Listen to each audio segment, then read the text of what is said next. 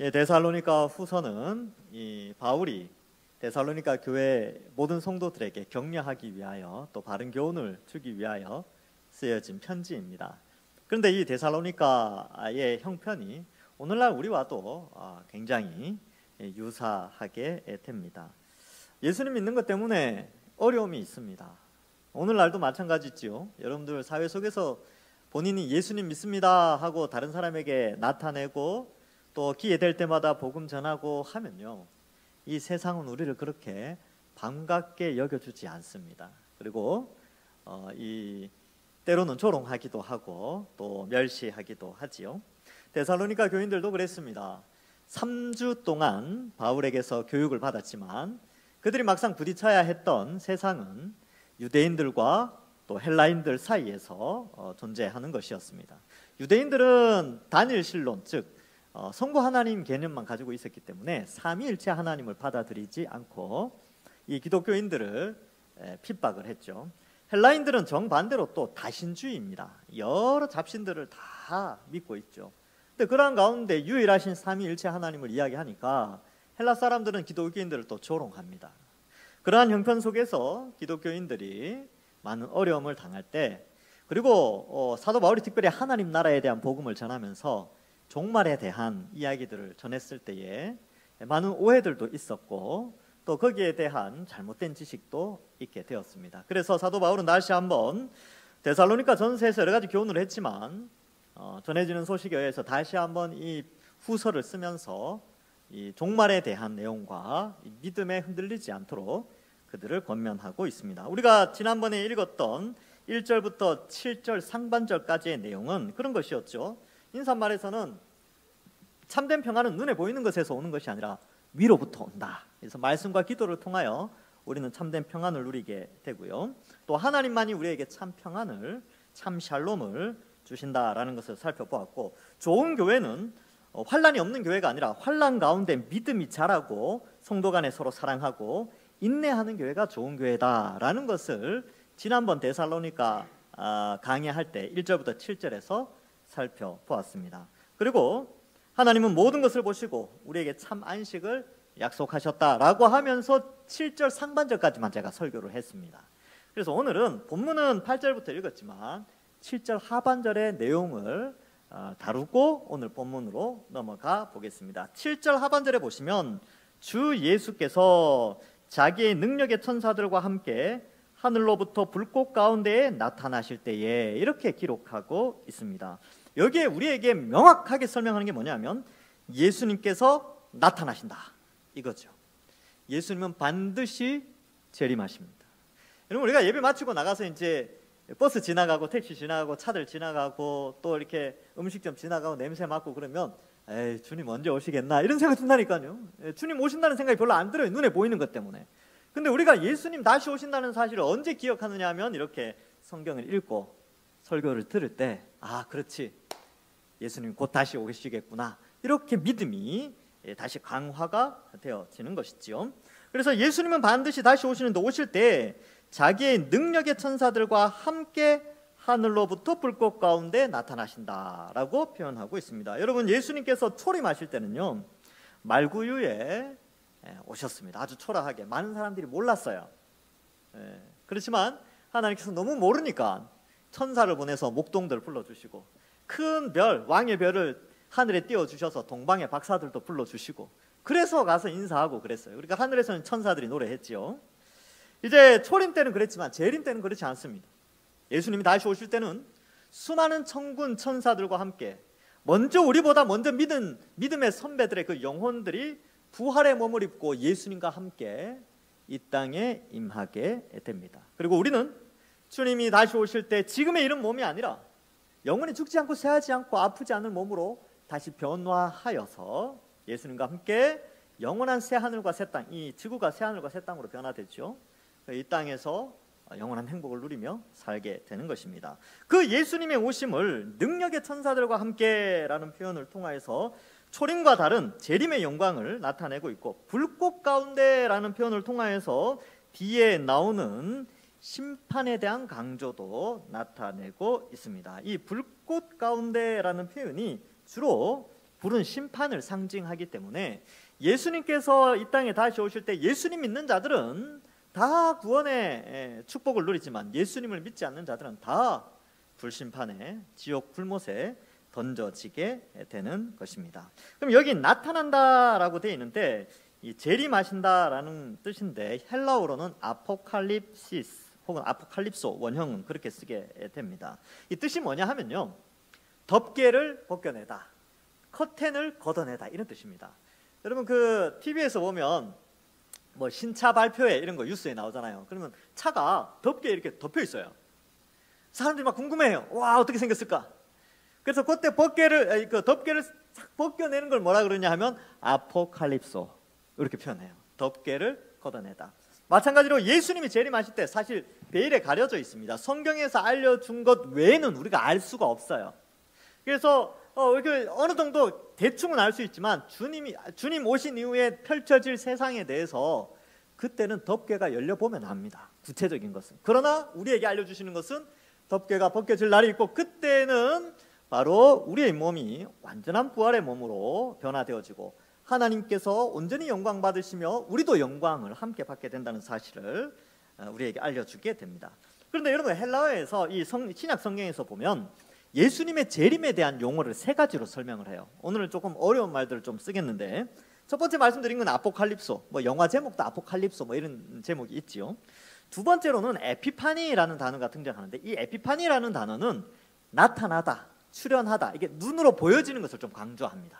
그래서 출현, 나타남 이런 것을 의미하고 세 번째는 파루시아라는 단어를 쓰기도 합니다. 이 파루시아라는 단어가 언제 쓰였냐면 고대 헬라어 문헌에 보니까 큰 세력이 나타났을 때, 엄청난 군대의 세력이나 특별히 왕이 출현했을 때 파루시아 왕이 도착했다 이런 의미를 표현했습니다. 그래서 예수님의 오심을 마태복음 24장에 보면 주로 파루시아로 많이 설명하고 있습니다. 왕의 도착 뭐 이런 의미가 있지요.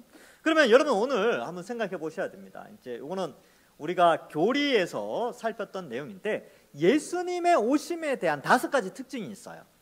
예수님이 이 땅에 오실 때 5가지 특징, 요것만 잘 기억하면 이단에 안 빠질 수 있습니다. 자, 첫 번째는요, 이 재림의 방식 5가지라고 표현하는데 첫 번째는 인격적으로 오신다. 이게 무슨 말이냐면 눈에 보이게 인격으로 예수님이 부활하신 그 몸으로 그대로 오신다는 거예요. 그러니까 뭐 이단들이 그런 말하죠. 예수님이 영적으로 내 몸에 재림했다 이런 교주들 있죠. 아, 예수님이 재림하셨어. 저분 안에, 저 교주 안에 영적으로 재림하셔서 이런 말들 하잖아요. 다 가짜입니다. 예. 왜냐하면 예수님은 올라가심 그대로 다시 오신다고 하셨거든요. 그래서 인격적으로 오심. 두 번째 특징은 뭐냐면 육신으로 오심이에요. 육신. 그러니까 영으로 임하였다, 뭐 신비하게 영혼이 임하였다 이런 개념이 아니고 눈으로 명확하게 보이는 인격적 오심과 똑같은 의미지만 육신으로 오시는 거예요. 부활하신 몸 그대로 오신다. 그러니까 뭐 그 이상한 종교 집단에서 예수님이 우리 교주가 재림 예수다 이런 말 하잖아요. 천사장이나 나팔 소리나 이런 게 아무도 없어 그냥 다 병원에서 태어났는지 집에서 태어났어요.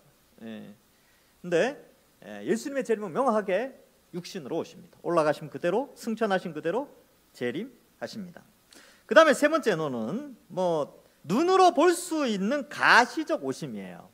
다 비슷한 말이죠, 그죠? 인격적 오심, 육신적으로 오심, 눈으로 볼 수 있는 가시적 오심. 그러니까 모든 인류가 다 볼 수 있어요. 어떤 방식인지는 알 수 없지만 주님이 오시면 아시겠죠. 알 수 있겠죠. 덮개가 열려지면 알 수 있는데 모든 육체가 다 알 수 있어요. 근데 여러분 왜 역사적으로 보면 이단들 중에 내가 예수다라는 사람들이 꽤 많았죠. 우리나라에만 뭐 몇십 명이 있대요. 그럼 전 세계에는 몇 명이 있을까요? 한 몇백 명 되겠죠. 다 자기가 예수인데 아무도 몰라. 자기들이 속한 사람만 알아. 근데 전 세계 사람도 아무도 몰라요.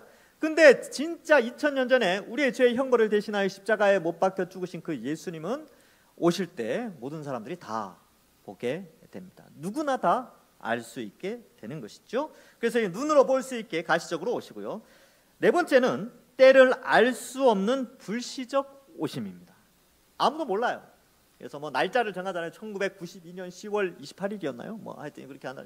아니면 2000년 1월 1일이라든지, 1999년 9월 9일이라든지, 뭐 이미 다 지나갔지만 다 가짜잖아요. 또 앞으로 또 어떤 사람이 나올지 몰라요. 예, 뭐 언제 뭐 2000 몇 년에 다 가짜입니다. 예, 알 수 없어요. 천사들도 모른다고 돼 있어요. 그래서 예수님이 오실 때는 누구도 알 수 없다. 그래서 누가 예수님 언제 온다더라 그러면 저 가짜네. 그렇게 확실하게 이해하시면 됩니다. 다섯 번째는 영광으로 오심. 그러니까 산부인과에서 오지 않는다니까요. 산부인과에서. 그리고 집에서 태어나지 않아요. 어린 아기로 오지 않습니다. 부활하신 몸으로 오시는 거예요. 부활하신 그 몸 그대로 이 땅에 재림하십니다. 영광 중에 천사들 다 대동해서. 지금은 천사가 눈에 안 보이잖아요. 그때는 이제 우리가 완전히 다 보게 되죠. 그래서 이러한 재림에 대한 이해도 우리가 좀 알 필요가 있습니다. 자, 그래서 예수님께서 다시 우리 가운데 오신다. 이 개념을 우리가 명확히 알아야 되고 8절에 보면 바로 그때 심판받는 자들이 있다는 거예요. 어떤 자들이냐? 하나님을 모르는 자들과 우리 주 예수의 복음에 복종하지 않는 자들에게 형벌을 내리시리니. 이렇게 돼 있죠. 두 종류인데 같은 말이죠. 하나님을 모르면 예수님의 복음을 믿지 않습니다. 예수님의 복음을 믿지 않는 자들이 곧 하나님을 모르는 사람들이 있지요. 그래서 이러한 부류들은 다 형벌을 받게 된다. 왜 형벌이라는 용어를 썼냐 하면 그 죄가 모르는 것이 죄라는 거예요. 믿지 않는 것이 죄고 믿음과 복종은 같은, 믿음과 순종, 믿음과 복종은 같은 의미로 성경에서는 사용됩니다. 그래서 예수님을 믿지 않고 예수님을 알지 않고 하나님을 알지 않는 것 자체가, 알아가려고 하지 않은 것 자체가 죄이기 때문에 형벌이라는 결과를 가져오게 됩니다. 근데 여기에 보면 이 두 가지 부정어를 쓰는데 하나님을 모르는 이렇게 되어 있죠. 여기서 하나님을 모른다라는 것이 지식이 없다라는 뜻입니다. 헬라어로, 오늘 헬라어를 좀 많이 쓰네요. 중요한 용어이기 때문에 그렇습니다. 매 에도신 이렇게 표현하는데 매라는 게 아니, 노 이런 개념이고 에도신이 지식이라는 개념인데 헬라어에는 지식이라는 용어를 우리는 그냥 지식 그러면 지식은 지식이지 이렇게 생각하는데 헬라 사람들은 지식도 종류가 여러 가지예요. 그래서 그냥 단순한 지식은 그노시스, 조금 이제 목적을 가진 지식은 에피그노시스, 그 다음에 깊은 관계를 통해서 알아가는 것은 에도신, 요 단어를 써요. 근데 여기 쓰인 단어는 에도신이에요. 에도신. 이게 뭐냐면 하나님을 모른다, 예수님을 모른다라는 개념은 뭐냐면 복음을 모른다라는 것은 하나님과 복음과 어떠한 관계를 맺지 않은, 깊이 있는 관계 없는, 그런 관계가 형성되지 않은 자들에 대해서 설명을 하는 것이죠. 그래서 단어 사전에는 깊은 관계를 통해 깨닫게 되는 지식 이렇게 되어 있습니다. 그러한 지식이 없는 자들은 다 형벌에 처해지는 것이지요. 그리고 복음에 복종하지 않는다, 이 표현도 이 복종하지 않는다는 것이 복음을 믿지 않는다는 뜻이거든요. 이렇게 믿음과 복종 이건 같이 가는 겁니다. 그래서 이러한 하나님과의 깊은 지식의 관계에 들어가고 믿음의 관계에 들어가는 것은 철저하게 하나님의 선택에 의해서 결정되어지는 것입니다. 그래서 하나님이 우리를 택하였죠. 택하였기 때문에 우리가 예수님의 십자가 형벌 대속의 복음을 믿게 되고 복종하게 된 겁니다. 그 택하심이 없이는 우리 인간은 스스로 이 복음을 믿어 회개할 수가 없습니다. 그러니까 이 놀라운 어떤 신비죠, 신비. 우리가 어떤 행위로 하나님 앞에 택함을 받을 자격이 없다니까요. 근데 하나님이 택하여 주셨어요. 이거 너무 감사한 일이지요. 그래서 어떤 사람은 그렇게 이야기합니다. 이거 너무 하나님 불공평한 거 아닙니까? 저 사람은 택해 주시고 이 사람은 왜 안 택해 주십니까? 이렇게 생각할 수 있는데 여러분 과연 그게 불공평한지 제가 이야기를 한번 들어보시기 바랍니다.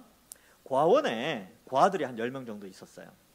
근데 다 이제 막 살기 힘들죠. 어렵죠. 또 경쟁, 그 안에서도 조금 더 간식 하나라도 더 먹으려고 다투고 그러는데 다들 부모의 영향력 아래 있지 않기 때문에 늘 불안하고 정서적으로도 많이 힘들어합니다. 근데 양부모 될 사람들이 와가지고 저 아이 두 아이를 내가 양자로 삼겠습니다 이렇게 했어요. 그러니까 양자로 삼았죠. 그러면 나머지 8명이 당신은 불공평합니다. 쟤들 둘이만 선택하고 왜 우리 8명은 택하지 않았습니까? 라고 말할 수 있습니까? 없습니까? 없죠. 오히려 어떻게 말해요? 세상 사람들이 어떻게 말합니까? 와, 저 두 아이를 양자로 택하다니 참 좋은 양부모다. 참 우리 이 사회는 저런 사람이 많아요. 그럴 거 아닙니까? 그죠? 그러니까 그런 개념으로 접근을 하셔야죠. 원래 인류는 다 하나님을 반역해서 다 지옥에 가야 돼요. 우린 다 지옥에, 여기 앉아있지만 원래는 다 지옥에 가야 되는 자들인데 하나님이 은혜로 우리를 택하여 주셔서 하나님 자녀 삼아 주셨어요. 불공평합니까? 아니죠. 택함받은 우리의 관점에서는 감사할 따름이지요.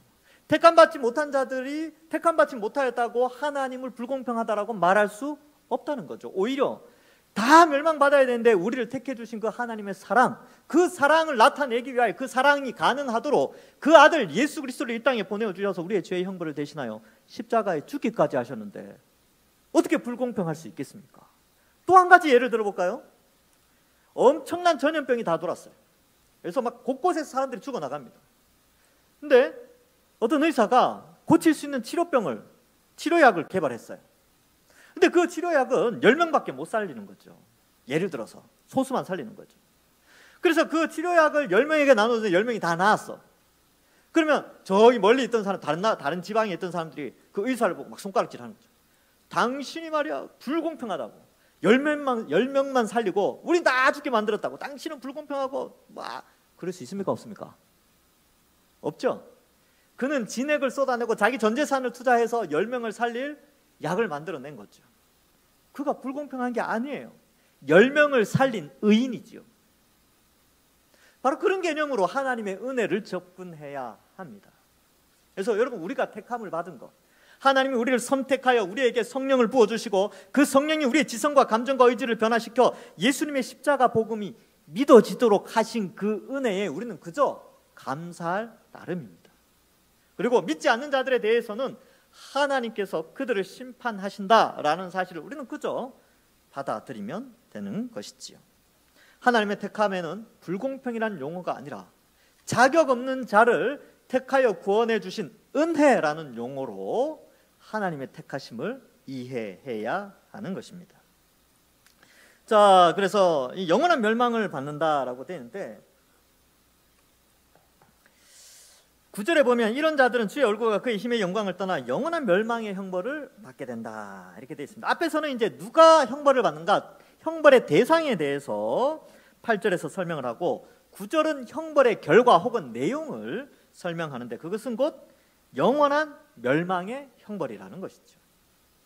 근데 이게 사라지는 게 아니에요. 그러니까 단순히 지금 감옥에 가서 어떤 예를 들면 이제 사형수 같은 경우는 사형을 당하든지 늙어서 죽든지 둘 중 하나잖아요. 근데 하나님의 형벌은 죽든지 없어지는지 이런 개념이 아니에요. 영원한 고통, 영원한 고통, 영원한 멸망의 형벌. 거기에서 우리가 건진 받았습니다. 얼마나 큰 은혜입니까? 그래서 명확하게 이 표현을 하고 있는 것이죠. 그래서 영원한 멸망은 사라지는 것이 아니라 계속 멸망 가운데 지내는 것을 말씀하고 있는 것입니다. 자, 그렇지만 그날에 10절에 보면 그날에 그가 강림하사 그의 성도들에게는, 자 이제 반대 개념이죠. 멸망받을 자들은 이런 자들인데 성도들은 이런 삶을 살게 된다. 그런 것들을 설명하고 있습니다. 그래서 그날에 그가 강림하사 그의 성도들에게서 영광을 받으신다. 불신자들은 그날에 심판을 받아요. 근데 성도들은 예수님께 영광 돌리게 되는 것이죠. 그래서 이 날이 어떨까? 이날에 모든 믿는 자에게 10절에 보시면 모든 믿는 자에게서 놀랍게 여김을 얻으시리니 이렇게 되어 있습니다. 여기 놀랍게 여기심을 얻는다라는 단어가 나오는데 이 놀랍다라는 단어가 다마우조, 새 이름은 아닙니다. 다마우조라는 헬라어를 쓰는데 이 단어가 좀 특별한 단어예요. 제가 사전을 찾아보니까 일반적인 의미로는 그냥 기여기다 이런 건데 옛날 번역, 개역 한글판 옛날 번역에서는 기히히 여기심을 받는다 이렇게 번역이 되었었는데 단어 사전에 이제 여러 헬라 시대 때 이 용어가 쓰일 때 이런 뜻이었대요. 사람이 어떤 신성한 계시에 직면했을 때 나타나는 반응, 이런 뜻이래요. 깜짝 놀라는 거죠. 뭐라 그럴까요? 아드레날린, 도파민, 이런 것들이 막 이렇게 나타나서 막 흥분하고 광분하는 그런 상태. 그렇지 않겠습니까? 그렇죠? 여러분, 우리가 일상생활 막 하는데 갑자기 갑자기 천사장의 소리가, 하나님의 나팔 소리가 빡 울리면서 막 예수님이 딱 오셨을 때 여러분 어떤 상태가 될까요? 우리 모두가 엄청난 놀람과 영광과 그 다음에 두려움도 있겠지만 감사와 우와 내가 맞았구나 뭐 이런 거 아니겠습니까? 그죠? 그리고 우리끼리 모여있으면 우와 우리가 맞았어 뭐 그런 거 아니겠어요? 예. 우리 다 같은 편이니까 우리 다 예수님 믿는 한 가족들 아닙니까? 그 놀라움이 우리에게 있다는 것이죠. 그래서 기대가 됩니다. 아 주님 좀 빨리 오셨으면 좋겠어요. 저는 그렇게 기도하고 있습니다. 제가 살아있을 때 예수님 오셨으면 좋겠습니다. 제가 왜 이 기도를 하냐면 제가 청년부 때 중고등부 청년부 때 고향교회 목사님이 설교를 한 번씩 하시면 이 이야기를 하셨어요. 지금 이제 곧 은퇴를 앞두고 계시는데 그분이 제가 이제 젊을 때 청소년 때 청년 때에 그 말씀을 자주 하셨어요. 본인이 살아 계실 때 예수님 오시기를 기도하고 있다고. 멋지지 않습니까? 저도 이제 따라합니다. 주님 혹 가능하시다면 언제 오실지는 알지 못하지만 제가 살아있을 때 주님 오신다면 얼마나 놀라운 경험을 하겠습니까? 깜짝 놀라겠죠. 여러분들이 인생 살면서 경험한 그 어떤 경험보다 놀라운 또 창조 때부터 그 영원 사이에 이 그 예수님의 재림의 순간에 살아있다는 것은 엄청난 특혜죠. 특권이고. 저는 옛날에 그 예수님 2000년 전에 유대 땅을 밟으셨을 때 그 예수님을 믿었던 그 무리들이 참 부러웠어요. 야, 창조주 예수님이 인간의 몸으로 오셨을 때 그들이 봤구나. 근데 그보다 더 부러운 대상은 예수님 재림 때 이 땅에서 죽음을 맛보지 않고 살아있는 성도들. 와, 진짜 부러워요. 그날에 이 놀랍게 여기는 그 순간에 그들이 거기에 있는 거 아닙니까? 그러니까 그러한 소망이 우리에게 필요한 것이지요. 놀랍게 되어지는 것이지요. 그래서 확연히 증거가 증명되어지는 것입니다. 그러할 때가 있습니까? 여러분들 이 성경의 내용들을 쭉 읽다가 그런 내용들이 성경이 아닌 다른 자료들에 의해서 증명되어질 때 뭐 이제 박물관에 갔더니만 성경에 기록된 내용이 박물관 어떤 뭐 다른 고고학에 의해서 막 증명되어질 때 그런 거 신기하지 않습니까? 그죠? 그때 막 감동이 오죠. 뭐 그것과는 비교할 수 없는 거지만 하여튼 그러한 감동들. 저도 마찬가지입니다. 성경을 쭉 읽었지만 또 고고학이나 과학이나 이런 것들을 좀 접하면서 그 속에 담겨진 하나님의 말씀의 신비가 증명되어질 때마다 놀랍게 여깁니다. 말씀을 통하여서 하나님이 알려주신 모든 것들이 실제적으로 나타날 때. 옛날에는요 그랬습니다. 옛날에 뭐 다니엘 이야기 뭐 이런 거 있잖아요. 다니엘서 그리고 그런 것들. 이제 옛날 이야기가 그냥 동화처럼 여겨졌어요. 그런데 나이가 들고 공부를 해보니까 실제적으로 그러한 내용들이 성경뿐만 아니라 여러 문헌들 사이에 그 사실들이 다 일일이 다 맞춰보니까 다 맞는 거예요. 그러니까 그럴 때 오는 감동들이 있는데 지금 여기에 나오는 이 놀랍게 여김을 얻으시리니 라고 할 때 이 성도들이 놀라는 그러한 것은 그때의 그 감동보다 훨씬 큰 그러한 감동이겠지요. 그래서 여러분들도 저나 여러분들 같이 한번 기도해 봅시다. 우리의 생명이 끝나기 전에 주님 속히 오셨으면 좋겠습니다. 뭐 그런 기도 돈 드는 거 아니잖아요. 그렇죠? 시간 많이 안 걸립니다. 10초면 돼요. 15초 정도면 됩니다. 그런 기도 한번 해봅시다. 그러면 그런 기도를 하면 우리의 신앙도 다시 한번 새롭게 되어지고요. 하나님도 이러한 기도 기뻐하지 않겠습니까? 우리가 이 세상에 눈에 보이는 것만 기도하는 것이 아니라 하나님 나라에 대한 거대한 안목을 가지고 기도하고 있는 그런 모습을 볼 때 하나님도 기뻐하시겠죠. 자, 이는 그 뒤에 갈로가 되어 있고 우리의 증거가 너희에게 믿어졌음이라. 이 갈로가 쳐진 것은 제가 몇 번 설명을 드렸어요.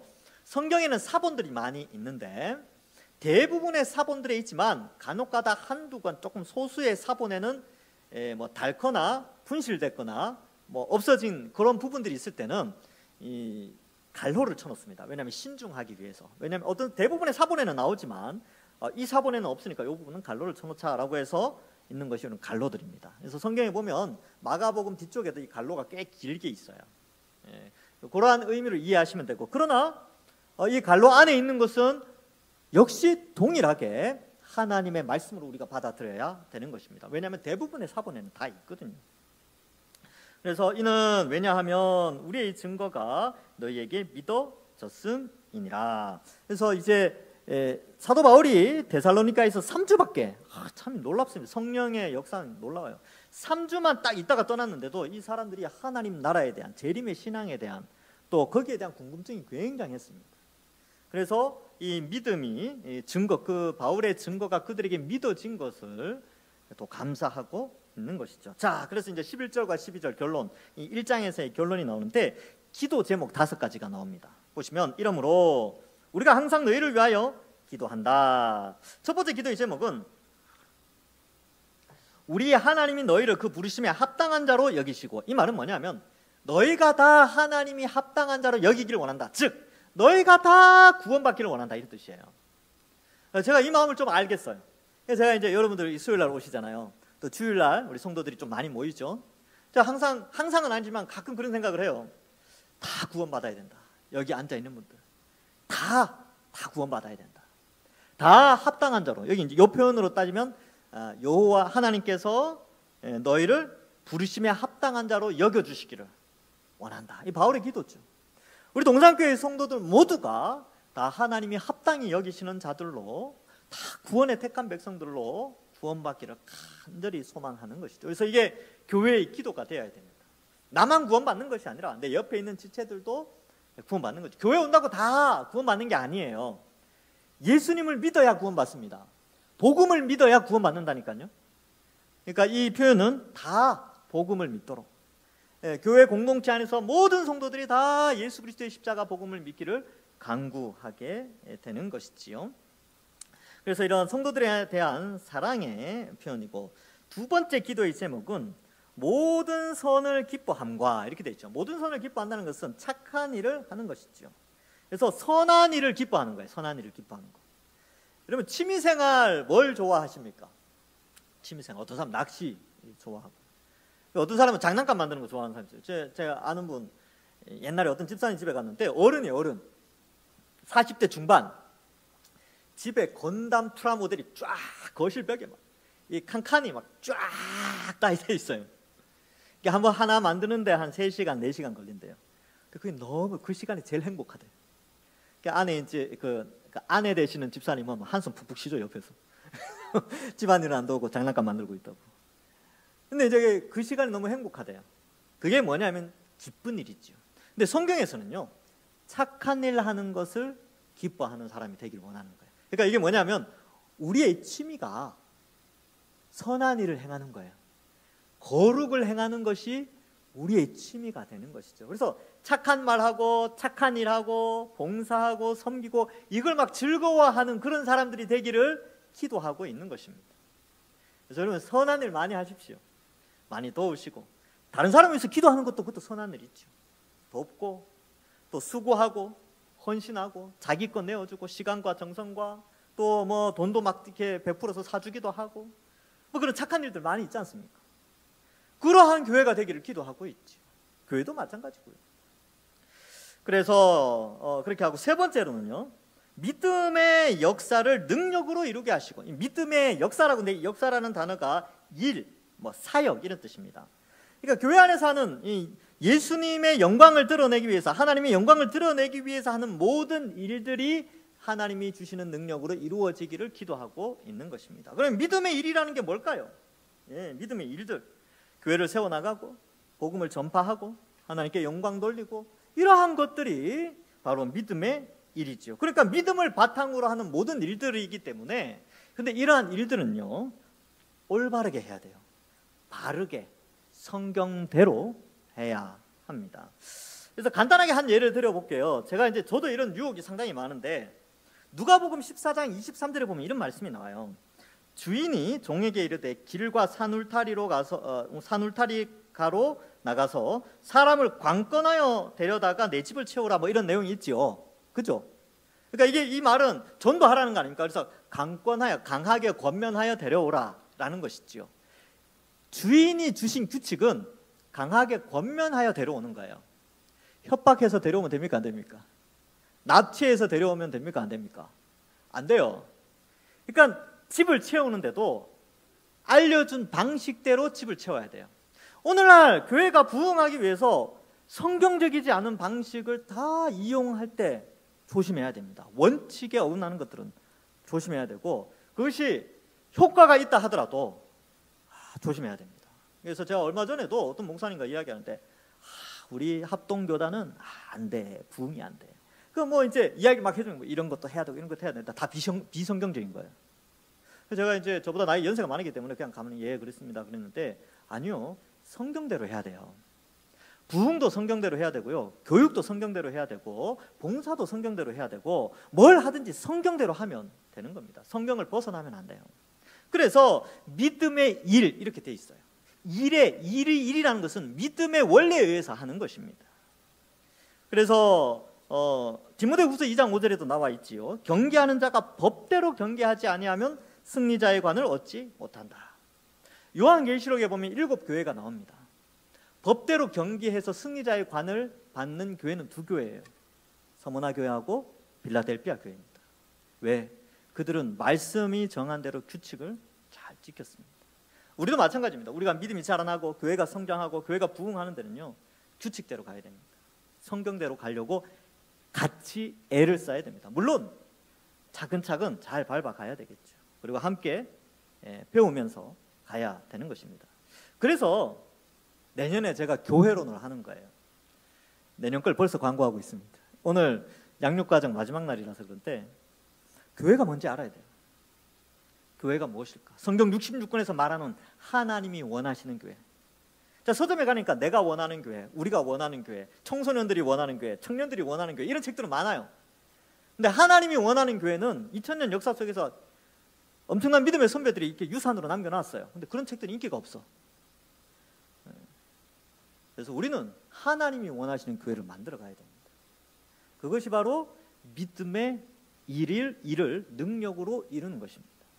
그런 의미를 좀 살펴볼 수 있고요. 네 번째 기도 제목은 뭐냐면, 하나님과 예수님의 은혜로 주 예수의 이름이 너희 가운데 영광을 받으시기를 원한다. 그러니까 주 예수의 이름이 영광 받는 것이죠. 그래서 교회는 사람의 영광을 받는 것이 아니고 하나님의 영광이 드러나도록 해야 됩니다. 그것이 교회죠. 그래서 하나님을 막 높이고 찬양하고, 그래서 저는 여러분들 찬양 좀 많이 하고, 평소에도 찬양하시고 하나님 높이시고, 누가 여러분 칭찬하면 네 하나님의 은혜입니다 이런 말 해야죠. 네 막 칭찬하면 아 당연하죠 뭐 이렇게 생각하면 안 된다니까요. 다 하나님의 은혜입니다. 하나님께 영광을 돌리는 거죠. 여러분들이 잘 되고 건강하고 뭐 자식들 잘 되는 거 있잖아요. 다 하나님께 영광 돌리셔야죠. 하나님의 은혜입니다. 그렇게 말하면 어디 돈 납니까? 그렇죠? 그래서 어디 가서 사람들이 칭찬하잖아요. 불신자들이 우리 보고 막 칭찬할 때가 있단 말이죠. 그때가 기회입니다. 여러분들 막 칭찬하실 때 불신자들이 야 어떻게 그렇게 자식이 잘 돼? 어떻게 그렇게 사업이 잘 돼? 어떻게 그렇게 건강해? 그렇게 이야기할 때 뭐라고 이야기해? 내가 건강 관리를 말이야 이렇게 하고 있고 뭐 이렇게 우리 자식은 내가 이렇게 공부시켰지. 이렇게 보다는 물론 그런 수고가 있지요. 수고가 있는데 하나님이 다 하셨습니다. 안 알려주려고 했는데 당신이니까 특별히 사랑하니까 알려주는데 하나님이 하셨어요. 이렇게 이야기하는 거예요. 그게 바로 하나님께 영광 돌리는 겁니다. 우리의 영광, 내게로 오는 영광을 하나님께로 바꾸는 것이죠. 우리는 그렇게 사는 것이죠. 그걸 기도하고 있는 거예요.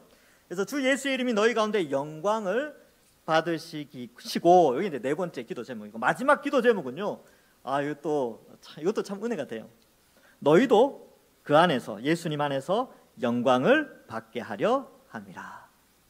여러분 우리가 예수님 믿는데 고난만 있고 영광만 돌려드리고 우리한테는 아무것도 없으면 무슨 재미가 있습니까? 그런데요, 성경에 우리에게도 영광이 있답니다. 왜냐하면 우리가 그리스도를 믿음으로 말미암아 그리스도를 머리로 그리스도의 몸된 교회가 되었기 때문에 그리스도의 영광이 또한 그리스도의 의가 우리에게 전달되어지고 그리스도의 부활이 우리에게 전달되어지고 그리스도의 영광이 또한 우리에게 전달되어져서 우리도 영광을 받게 됩니다. 베드로전서 1장에 보면 우리에게 주님이 오시면 어떻게 됩니까? 칭찬과 영광과 존귀를 얻는다라고 표현하고 있습니다.